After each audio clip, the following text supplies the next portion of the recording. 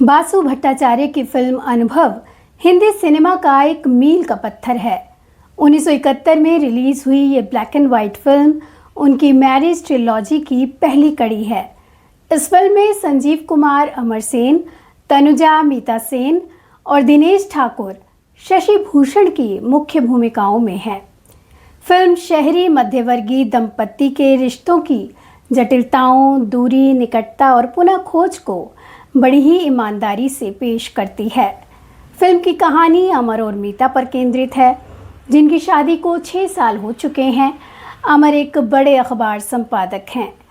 उच्च वर्गीय जीवन शैली, पार्टी, पैसा, नौकरों चाकरों से भरा हुआ 5 स्टार फ्लैट, लेकिन इस सब के बावजूद पति पत्नी के बीच दूरी।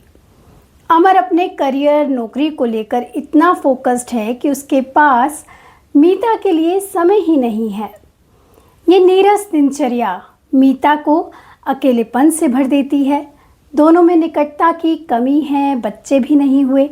एक दिन मीता घर के नौकरों को हमेशा के लिए छुट्टी दे देती है। सिर्फ हरी यानी कि एके हंगल घर में एक बुजुर्ग नौकर रह जाता है।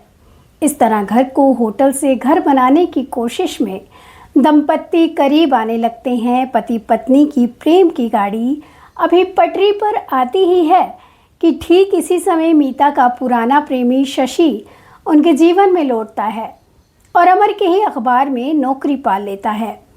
अमर और शशि की गहरी दोस्ती हो जाती है। अमर मीता के घर आने लगता है। एक दिन अमर मीता के गुजरे कल को जान जाता है। इसके बाद संदेह का पैदा होना और संवाद की कमी अमर मीता के रिश्ते को फिर से हिला देते हैं। संबंधों में तनाव आता है, लेकिन रास्ते अलग नहीं होते। सेन दंपत्ति रिश्तों के नाजुक दौर को परिपक्वता से हैंडल करते हैं।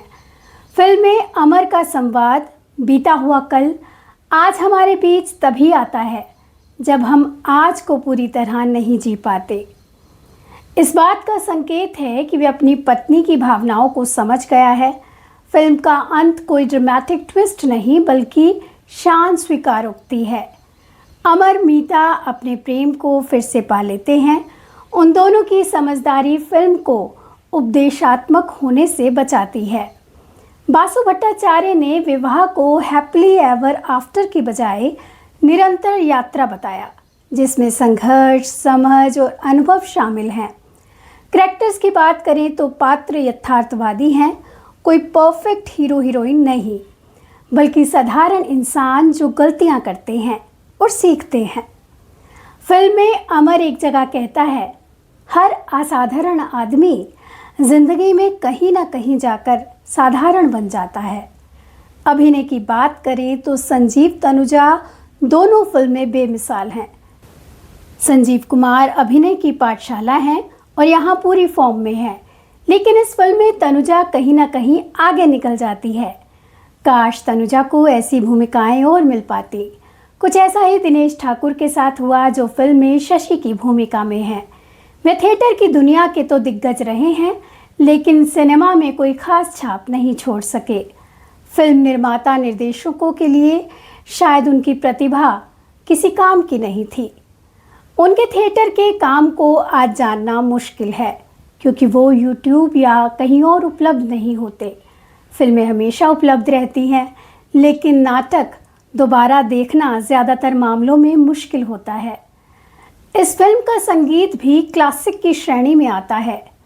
संगीतकार कौनू रॉय, गीतकार गुलजार और कपिल कुमार ने कमाल का काम किया है। इस फिल्म में गीता दत्त ने अपने अंतिम गाने भी गाए थे, जो उनके सर्वश्रेष्ठ गीतों में शुमार किए जाते हैं, जैसे मेरी जान मुझे जान ना कहो, कोई चुपके से आके, मेरा दिल जो मेरा होता। फिल्म में मन्ना डे का भी एक शानदार गीत है, फिर कहीं कोई फूल खिला। बैकग्राउंड स्कोर भी सूक्ष्म है। क्लॉक की टिक टिक जैसी ध्वनियाँ समय और अकेलेपन का प्रतीक बनती हैं। अब मैं बात करना चाहूँगी सिनेमेटोग्राफी की। मुझे लगता है कि बासु भट्टाचार्य की फिल्मों में जो सिनेमेटोग्राफी हमें देखने को मिलती है, वैसी शायद कहीं और किसी फिल्मकार की मूवीज़ में नहीं मिलती। उन्होंने 70 के दशक में एक ब्लैक एंड वाइट फिल्म बनाना चुना। नंदू भट्टाचार्य की कैमरा वर्क की जितनी तारीफ की जाए कम है। बासु भट्टाचार्य बनाते ही कुछ ऐसी फिल्में थी जिनमें कैमरामैन को अपनी प्रतिभा दिखाने का पूरा मौका मिलता था। जैसे इस फिल्म में शुरुआती कुछ 7.5 मिनट तक कोई संवाद नहीं, सिर्फ हमें लोगों की ध्वनियाँ सुनाई देती हैं। एक शहर दिखाई देता है, एक पार्टी और उसमें शामिल लोग नज़र आते हैं। ये पूरा सीक्वेंस डायरेक्शन और सिनेमेटोग्राफी का मास्टरपीस है। 1971 की ये फिल्म 2026 में देखने पर महसूस होता है कि अनुभव आज भी उतनी ही प्रासंगिक है, क्योंकि ये रिश्तों की यथार्थता दिखाती है।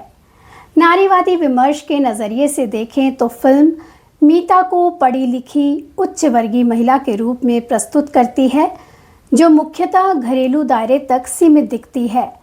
आज के संदर्भ में कई आलोचक इसे पारंपरिक भूमिकाओं का प्रतिनिधित्व मान सकते हैं, फिर भी फिल्म मीता को कमज़ोर नहीं दिखाती।